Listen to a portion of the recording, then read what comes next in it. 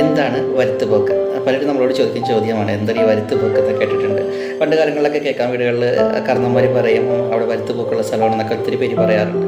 വരുത്തുപോക്ക് എന്ന് പറഞ്ഞാൽ ഒരു കാവിൽ നിന്ന് അല്ലെങ്കിൽ ഒരു ക്ഷേത്രത്തിൽ നിന്നോ നേരെ ഓപ്പോസിറ്റ് സൈഡിലേക്കുള്ള ഒരു ക്ഷേത്രത്തിലേക്കോ അല്ലെങ്കിൽ കാവിലേക്കൊക്കെയുള്ള ഒരു എനർജിയുടെ പാസിങ്, ഇത് ഈ ക്ഷേത്രത്തിലുള്ള ഒരു എനർജിയുടെ അല്ലെങ്കിൽ മറ്റു ക്ഷേത്രത്തിലേക്കുള്ള ഒരു പാസിങ്ങിനെയാണ് ഈ വരുത്തുപോക്ക് എന്ന് പറയുന്നത്. അത് ഉള്ള കാര്യം തന്നെയാണ്. എനർജി പാസിംഗ് ആണ് അത് മെയിനായിട്ട് സംഭവിക്കുന്നത്. ആ ക്ഷേത്രത്തിലുള്ള ഒരു എനർജി മറ്റൊരു ക്ഷേത്രത്തിലേക്കോ കാവിലേക്കുള്ള ഒരു പാസിംഗ് ആണ്. അപ്പോൾ അതിൻ്റെ ആ വഴിവേയിലുള്ള ചില നിർമ്മിതികളോ അല്ലെങ്കിൽ ആൾക്കാരെ കടന്നുപോക്കുകളൊക്കെ വരുമ്പോൾ അവർക്ക് പലതരത്തിലുള്ള ദോഷങ്ങളോ അല്ലെങ്കിൽ കെട്ടിടത്തിനോ ഒക്കെ പലതരത്തിലുള്ള നാശങ്ങളൊക്കെ സംഭവിക്കാൻ സാധ്യതയുണ്ട്.